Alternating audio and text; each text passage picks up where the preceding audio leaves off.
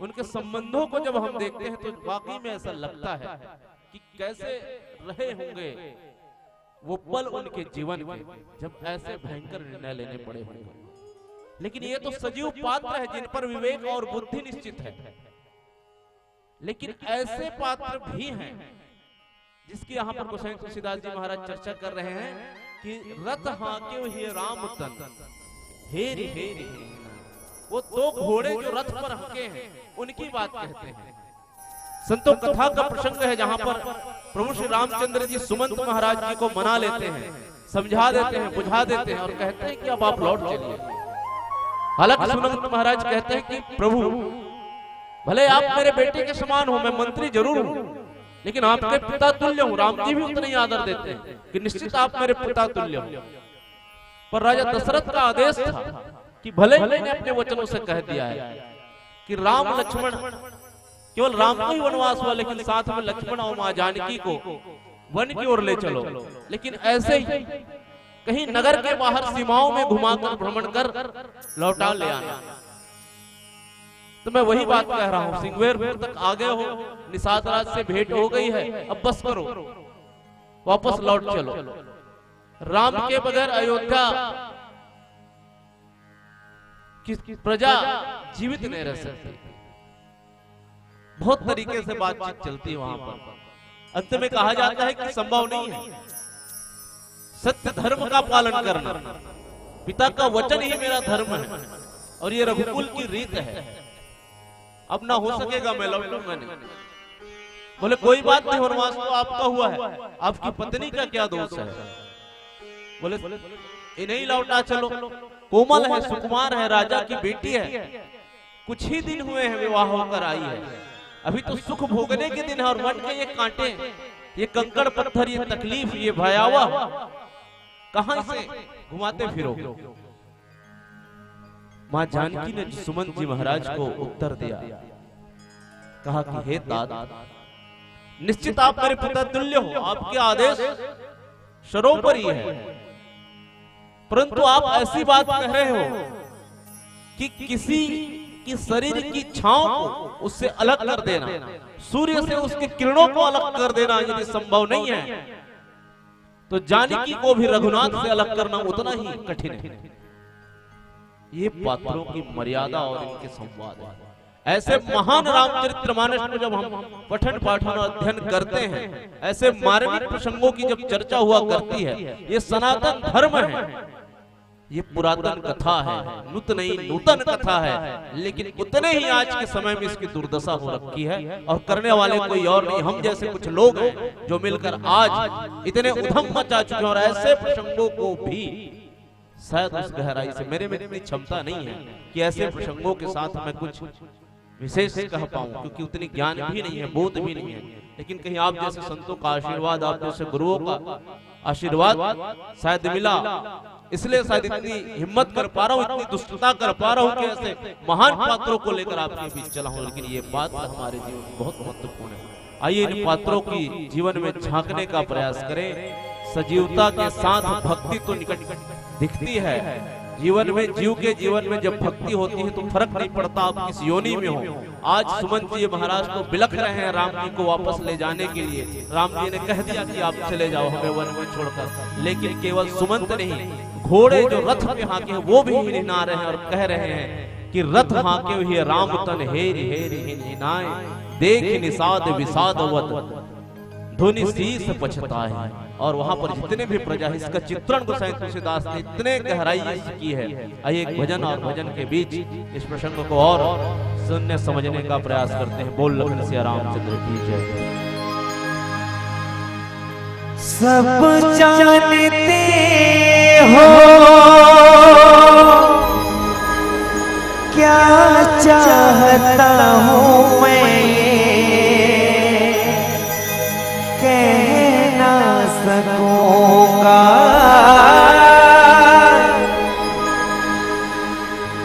इतना समझ लो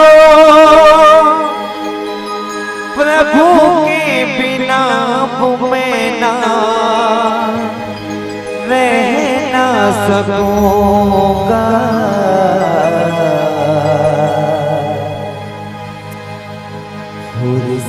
मिले तो एक बार हो, फुर्सत मिले तो एक बार आजा नैन तिहारों तेरी राह में, फुर्सत मिले तो एक बार हो, फुर्सत मिले तो एक बार।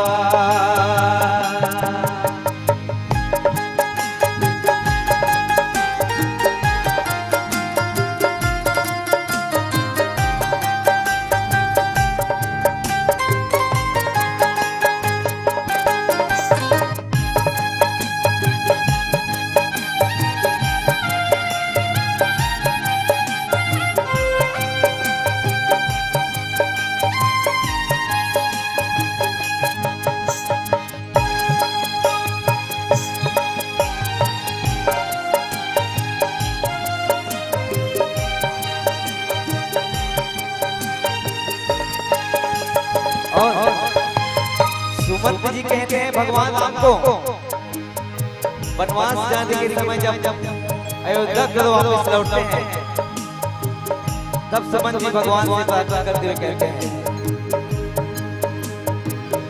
मैंने न देखे इस जीवन में अपने दो पल खुशी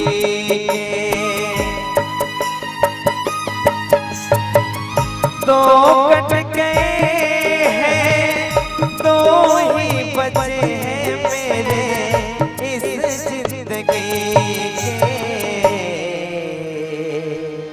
और प्रभु अब तो करा दे दीदार हो,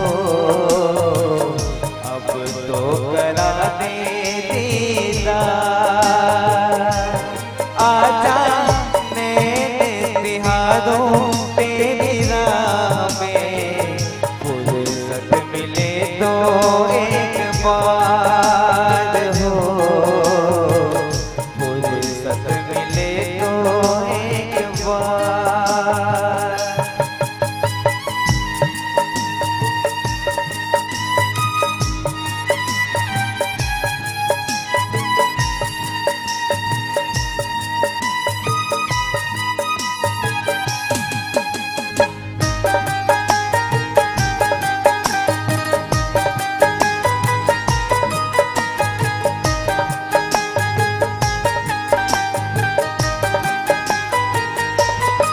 सुमन जी कहते हैं, प्रभु मैंने इस जीवन में आपका ध्यान कभी नहीं किया और मेरा ये चौथापन है। आपका अगर चरण रज की सेवा मुझे जिंदगी भर मरते दम तक मिले तो बहुत अच्छा होगा। और यही अरदास को बार बार करते हुए कह रहे हैं, क्या नीचे अदब पापिए बालक तेरे मैया तुझको मनाए, नीचे अदब पापिए बालक है प्रभु दिए तुमको मनाए। क्या मैं करूं जो तू ही सहारा है, ये दौड़ चले आए।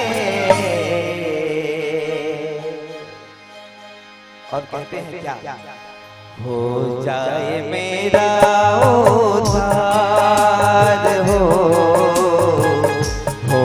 जाए मेरा उद्धार आजा नैन तिहारों तेरी राह में, फुर्सत मिले तो एक बार हो, फुर्सत मिले तो एक बार हो, फुर्सत मिले तो एक बार। बोले श्यामपति रामचंद्र की जय। सुमंत जी महाराज को जब राम जी समझा देते हैं अब लौटने की बारी है। सुमंत जी महाराज समझ जाते हैं कि मुझे लौट जाना है, लेकिन घोड़ा गवर्नर गोसाई जी ने कहा कि जिस राम जी के चरित्र केवल अगर मानवीय लीला के दृष्टिकोण से देखें ना, तो सोचो कितना प्रेम रहा होगा, राम जी कितने उदार रहे होंगे, कितने सहज होंगे। केवल अगर हम मानवीय लीला के अनुसार यदि देखें तो वो घोड़े भी लौट जाने को तैयार नहीं है।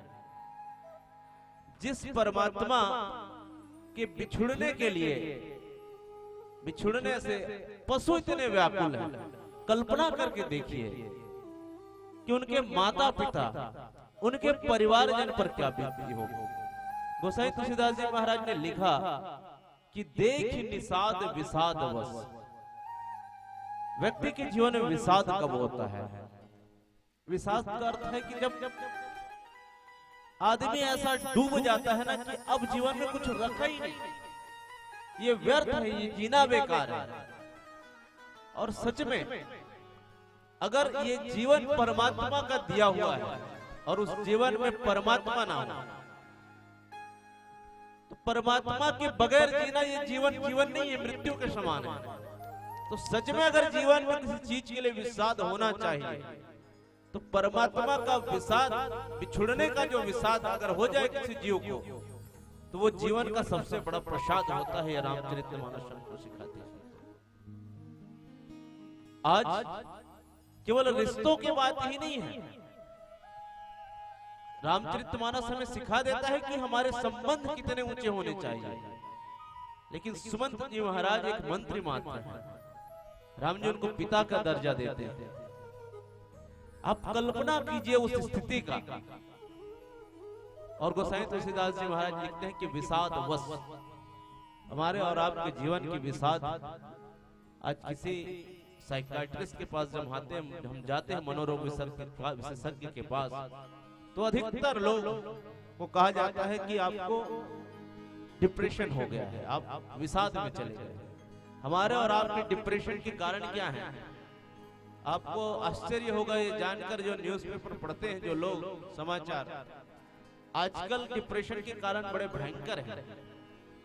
जब हम अपने बच्चे को जिस तरीके से बड़ा कर रहे हैं, क्योंकि हम उनके हाथों में 2 साल का बच्चा नहीं हुआ मोबाइल थमा देते हैं। थमाना तो हमें गीता की पुस्तक चाहिए, रामायण की ये पंक्तियां दोहरानी चाहिए। जो आदमी ऐसा मीडिया के साथ बड़े होगा वो आधुनिक मनुष्य होगा, जिसके साथ विषाद जुड़ा होगा। लेकिन रामचरितमानस कहता है अगर विषाद जोड़ना ही है तो प्रभु के प्रसाद के रूप में जोड़ो, तो शायद वो विषाद भी सफल हो जाए। आज ये प्रसंग हमको संकेत करता है कि घोड़े भी लौटने को तैयार नहीं है, राजी नहीं है। मानो यूं कहूं कि राजा का बेटा है, उससे प्रेम है तो बात कुछ और है, लेकिन कहा कि जीव से शिव तक की मिलन की अगर यात्रा की हम बात करें तो एक ही मार्ग है, निश्चल प्रेम। और ये संकेत है कि फर्क नहीं पड़ता कि आप किस रूप में हो, आपकी बनावट कैसी है। अगर परमात्मा से प्रेम है तो उसे महसूस किया जा सकता है। और ये जीव से शिव तक की जो यात्रा है ना, ये वो प्यास है, ये कथा हमको कहती है। बड़ा मुश्किल है कि परमात्मा ये कहता है कि जब कोई प्रेम में पड़ जाए ना तो फर्क नहीं पड़ता, ये पता चल जाता है कि मेरे प्रेमी से मेरा बिछोह। और ये भाव का बात है। सुमंत जी महाराज बहुत बड़े हैं, लेकिन प्रभु और परमात्मा कहकर पुकारे, मानो कहता है कि जब कोई किसी के प्रेम में हो तो कहते हैं कि रफ्ता रफ्ता इश्क में बेआबरू हुए, पहले आप से तुम, अब तुम से तू हुए। हे प्रभु तेरी निगाह, मेरी निगाहें तेरी तासीर बन जाए, निगाहें जिस जिस पर पड़े वो तेरी तस्वीर बन जाए, वो तेरी तस्वीर बन जाए। ऐसा अनूठा प्रेम राम जी की कथा हमें दिखाता है। केवल जीवों पे नहीं, केवल मनुष्यों पे ही नहीं, जितने भी जीव उस समय वहां पर उपस्थित रहे, प्रभु के भक्ति में रहे, और ये भक्ति का परिणाम है। और आज के समय में हम लोग इन कथाओं को बड़े ही हल्के में लेकर चलते हैं। क्या आपको नहीं लगता कि इतना महान ग्रंथ, ये महाकाव्य हमारे पास है, फिर भी हमारा समाज इतना भटका हुआ क्यों है? आप विचार करके देखिए जरा। कोई व्यक्ति अखबार पढ़ता है, अगर रोज अखबार पढ़ने वाले व्यक्ति को एक दिन पुराना अखबार पकड़ा दिया जाए तो 2 मिनट में कह देगा ये कल का पेपर मेरे हाथ में किसने रख दिया, हटाओ इसे, आज का पेपर कहाँ है। लेकिन कोई ये नहीं कहता एक दिन पुरानी खबर नहीं चलेगी। इसलिए नहीं चलेगी कि उसमें हमारी और आपकी खबरें हैं। लेकिन रामायण आज से हजारों वर्ष पहले, 5000 वर्ष पहले लिखी गई, और तब भी ये रामायण वही थी, ऐसा ही लिखा गया था और आज भी वही है। इसलिए ये सनातन है, ये पुरातन है, और नित्य नई नूतन आने वाले समय में भी यही रामायण होगा। और आदरणीय उद्घोषक महोदय कह रहे थे तब शायद ढोलकिया लेकर लोग रामायण पढ़ा करते थे और बड़ा मस्ती और आनंद तब समय की मांग थी। लेकिन आज समय बदल गया, हमने प्रयोग किया गिटार लेकर चल। इसलिए तो कहते हैं ना, हरि अनंत हरि कथा अनंत। हरि तो एक ही है, कहने वाले शायद अनंत होंगे और अनंत भाव के साथ कहेंगे, अनंत तरीके से कहेंगे, अपनी अपनी क्षमताओं के अनुसार कहेंगे। इसलिए हरि अनंत हरि कथा अनंत, अनंत हो जाएगा, अनंत भाव से कहा जाएगा। और ये कथा हमारे पास उपलब्ध होते हुए भी शायद हम उस मार्ग पर नहीं, हम विषाद में हैं। अरे जीवन में विषाद होना है तो परमात्मा के विछोह का विषाद हो तो जीवन सार्थक है। हमारा और आपका विषाद तो 2 कौड़ी का विषाद होता है। अगर पिता किसी पुत्र को कुछ कह दे तो 2 पल में वो पुत्र अपने अभिमान के चले जाकर अपने शरीर का नाश कर लेता है। हम डरते हैं अपने बच्चे को कुछ कहने से कि युवा हो गया है, पता नहीं कैसा वो उत्पात मचाएगा। कहां गया वो संस्कार जहां पे हम राजा दशरथ के कुल से राजा भरत के वंशज कहते हैं, और ऐसे रघुकुल की कथा हम जब इन मंचों से श्रवण करते हैं तो शायद हमें अपने जीवन को पलट कर देख लेना चाहिए कि ऐसे महान पात्रों के भारतवर्ष में रहने वाले हम ये लोग अपने जीवन की क्या दुर्दशा करके चले हैं। ये पावन कथा है जहां पे हम अपने चरित्र को सुधार कर अगर भक्ति के साथ जुड़े तो सुमंत जी महाराज और उस घोड़े की तरह और निषाद राज की तरह भक्त बन जाए तो शायद जीवन की सार्थकता है, वरना ये जीवन तो यूं ही व्यर्थ जाएगा। आइए चलिए इस कथा में और गोसाई तुलसीदास जी महाराज और क्या कहना चाह रहे हैं, प्यारा सा भजन, और भजन के बाद आप सबों को भी गोता लगाने का प्रयास करेंगे। बोल लखन सिया रामचंद्र की जय।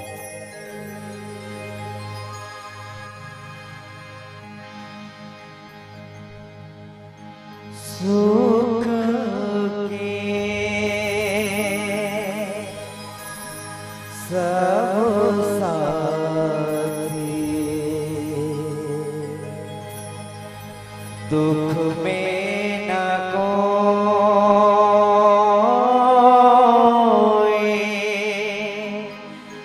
मेरे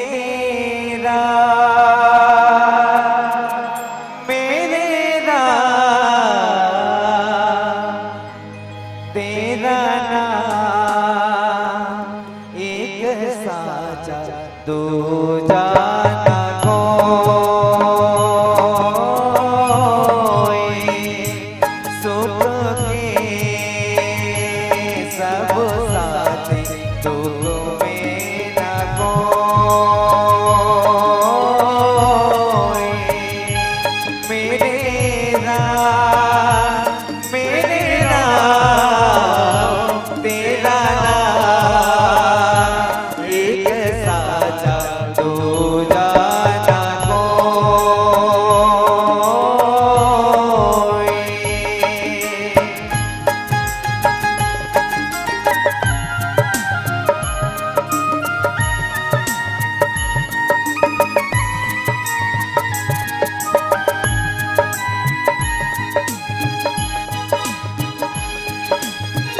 ना कुछ तेरा सुख के सब साथी दुख में न कोई,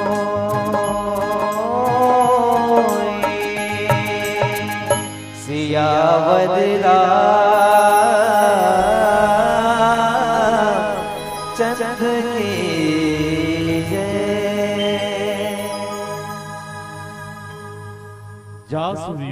विकल पशु ऐसे, प्रजा मात पितु जिये ही कैसे। सच में संतों, एक इतना सुंदर प्रसंग है। यहाँ भक्तों की कहें रामचरितमानस में होड़ सी लग जाती है, और अनेक भक्त हमको देखने को मिलते हैं, और उनकी भक्ति के तरीके भी अलग हैं। एक भक्त जहाँ सुमंत के जैसे हैं, जिसे भगवान कह रहे हैं कि आप लौट जाओ, आपको जाना ही आवश्यक है, लेकिन अगले ही पल में आप देखते हैं कि ऐसे भक्त से भगवान का भेंट हो जाता है जिन्हें भगवान बुलाते हैं लेकिन वो आता नहीं है। बड़ा अद्भुत ये लीला है प्रभु की, और भक्तों का जमावड़ा जैसे है। आगे गोसाई तुलसीदास जी ने लिखा कि मांगी नाव न केवट आना, कहीं मरम मैं जाना। जैसे ही सुमन जी महाराज को लौटाते हैं, सुमन जी महाराज जाने को तैयार नहीं है, घोड़े जाने को तैयार नहीं है, प्रभु के प्रेम में पड़े हैं, प्रेम के वश के कारण नहीं जा रहे। लेकिन एक ऐसा भक्त है जो प्रेम के वश में है, लेकिन उसी वजह से आना नहीं चाह रहे हैं। अब गंगा के किनारे पहुंच गए परमात्मा, ये लीला आपने केवट प्रसंग में सुनी होगी, लेकिन अद्भुत संयोग है ये दोनों प्रसंगों का।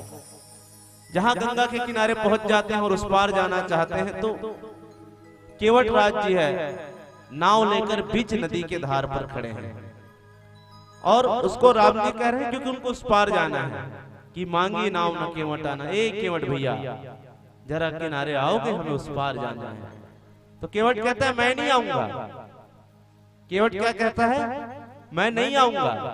और सुमंत क्या कह रहा है? मैं नहीं जाऊंगा। दोनों भक्त हैं, अद्भुत भक्त हैं। रामचरितमानस में कहा गया है कि रामचरितमानस में ऐसे ऐसे भक्त जिनको नाम दिया गया, कहा गया कोई झटपट भक्त है, कोई खटपट भक्त है, कोई लटपट भक्त है, कोई अटपट भक्त है। तो केवट जी महाराज अटपटे भक्त हैं। एक मां सबरी की कथा आती है, वो लटपट भक्त हैं, ले दे के उनको परमात्मा मिलते हैं। रावण भी भक्त की श्रेणी में ही है, क्योंकि अंत में तर जाता है।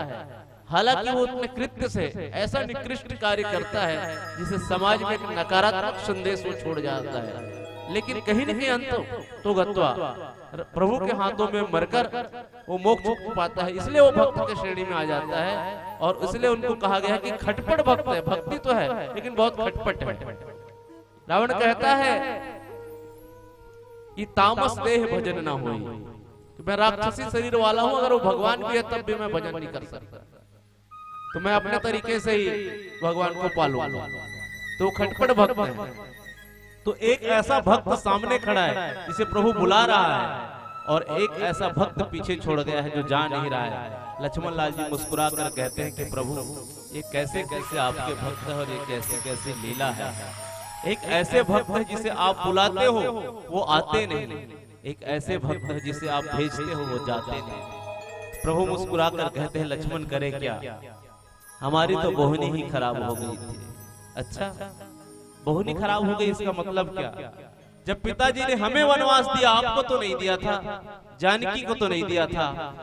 हमने कहा आप हमारे साथ मत चलो, जब आपने नहीं माना, माता जानकी ने नहीं माना, आप लोग चले आए, तो हमारा बोहनी तो वहीं पे खराब हो गया। इसलिए जिस भक्त को भी कह रहे हैं कोई नहीं मान रहा है। सुमंत जी को कह रहे हैं जाओ तो वो जा नहीं रहा है, केवट को कह रहे हैं आओ तो वो आ नहीं रहा है। ये बड़े मुस्कुरा कर, ये बड़े ऐसे प्रसंग है रामचरितमानस में, ऐसे मनोहर इनके जो वार्तालाप है उनको जब सुनोगे आप, अध्ययन करोगे तो ऐसा लगता है ये दिल को छू जाता है। ऐसे मार्मिक प्रसंग बड़े ही भावपूर्ण ढंग से हमें बड़ा रसस्वादन करते हैं। और आइए चलिए, समय का संकेत हो चला है, आप सबसे विदा लेने की बारी है। आपने स्थान दिया उसके लिए कोटि कोटि आपके चरणों में प्रणाम, और हमारी वाणी से कोई त्रुटि हो तो अतना सा बालक जानकर क्षमा करिएगा।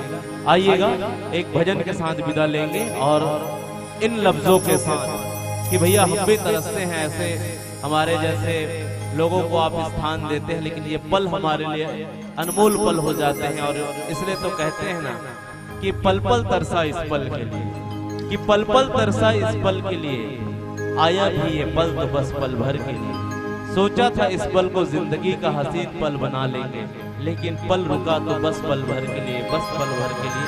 बोल श्री रामचंद्र की जय। कोई मुश्किल आए तेरी राहों में, पहुँचे खैरियत से अपने मंजिल जिनकी बाहों में मुझे मेरी मंजिल, मुझे मेरी मंजिल गले से लगा ले जाने वाले, ओ जाने वाले, जाने वाले, ओ जाने वाले।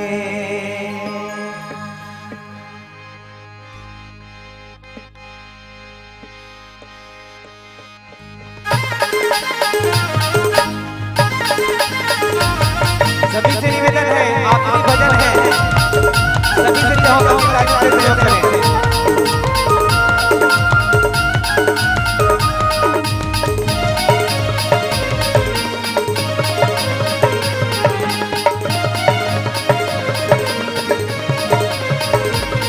आज मेला,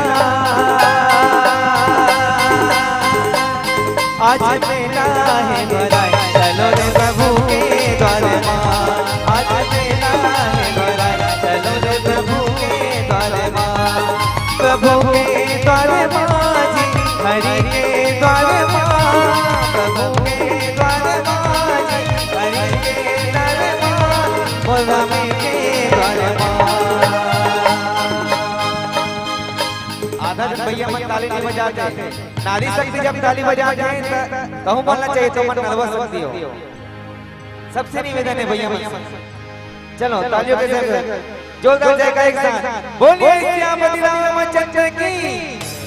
आज मेला है बधाई, चलो रे प्रभु के द्वारे माँ। आज मेला है बधाई, चलो रे प्रभु के द्वारे माँ।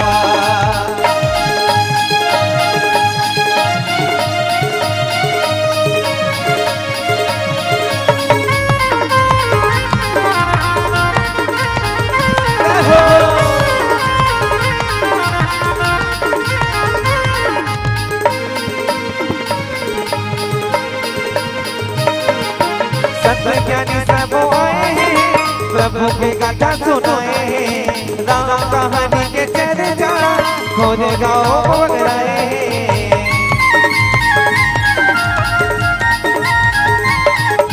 सब ज्ञानी सब आए हैं, प्रभु के गाथा सुनाए हैं, राम कहानी के चर्चा खोज गाओ बोल जाए, खोज गाओ बोल जाए।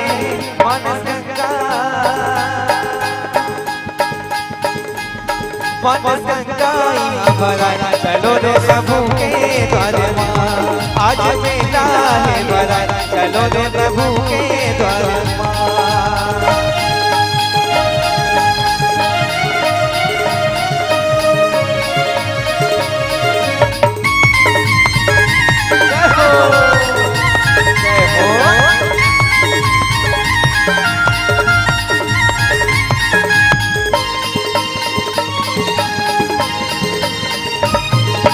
पापी चोलो लरे जाएगी, राम भजन लगाएगी, घट घट के ओ स्वामी वही हमारे लगाएगी।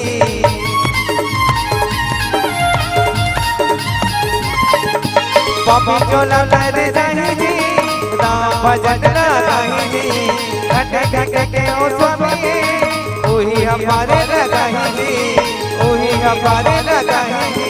भोले मुक्ति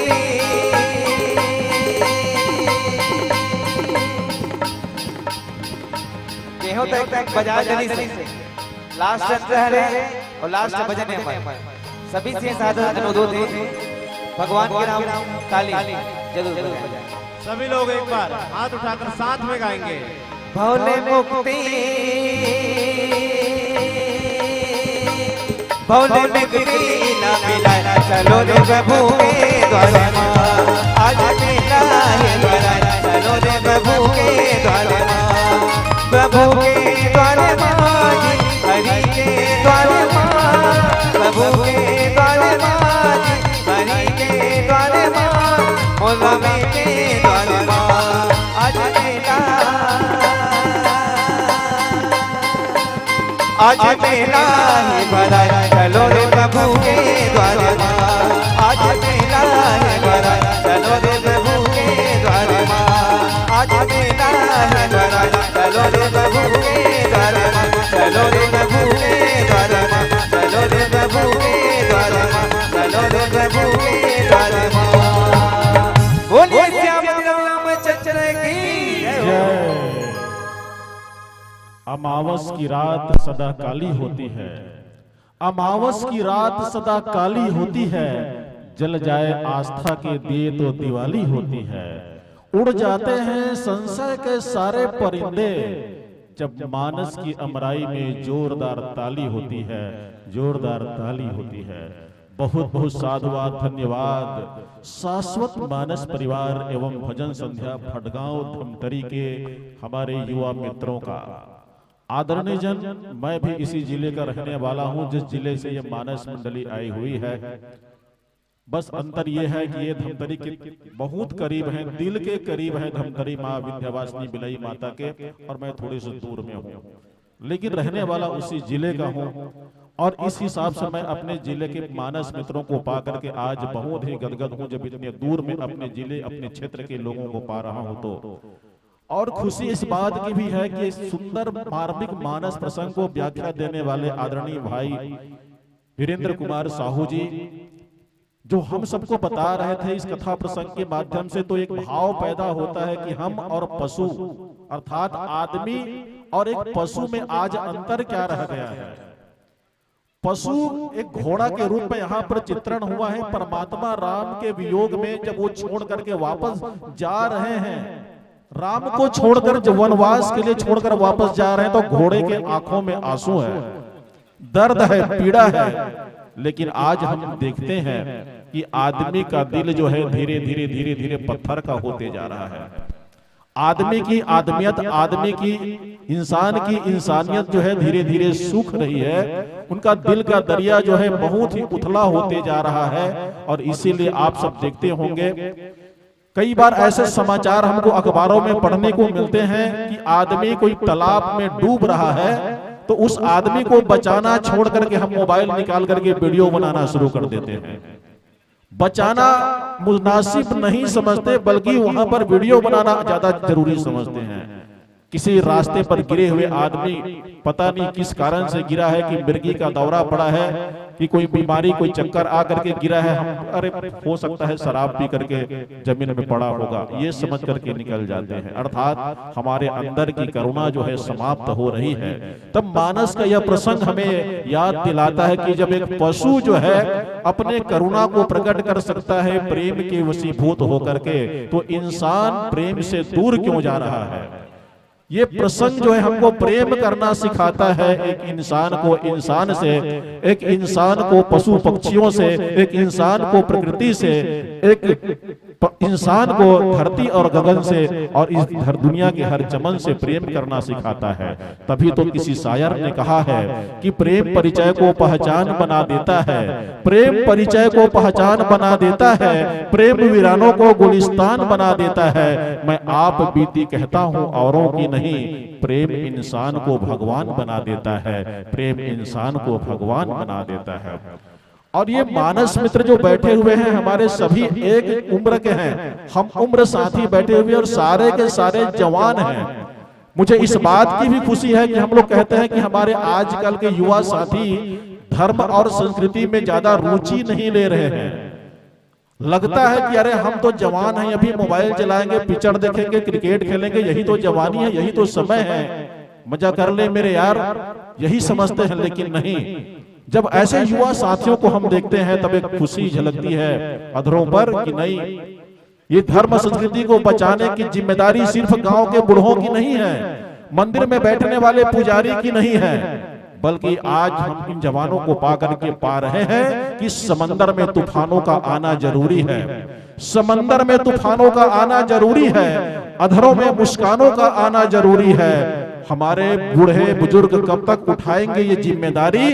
धर्म रक्षा में जवानों का आना जरूरी है, धर्म रक्षा में जवानों का आना जरूरी है। और ये हमारे तमाम युवा साथी जवान तरुणाई लिए हुए इस तरुणाई को धर्म और संस्कृति की रक्षा के लिए अर्पित करने के लिए चल पड़े हैं। बहुत खुशी हो रही है अपने मित्रों को पा करके। आइए, मन तो नहीं कर रहा था कि हम इन्हें विदा दें, लेकिन ये दस्तूर निभाना ही पड़ेगा और जो आते हैं उनको जाना ही पड़ेगा। यही भाव के साथ इस मानस मंडली को भी हम विदा देंगे। लेकिन आप सबने पुरस्कार की राशि भेजी है, उसका वाचन करना भी हमारी जिम्मेदारी है। और इस मंडली के बाद गुरु कृपा मानस मंडली सूखा ताल, जी हाँ, बेमेतरा जिला की प्रस्तुति होगी। सूखा ताल गांव की मंडली आ रही है।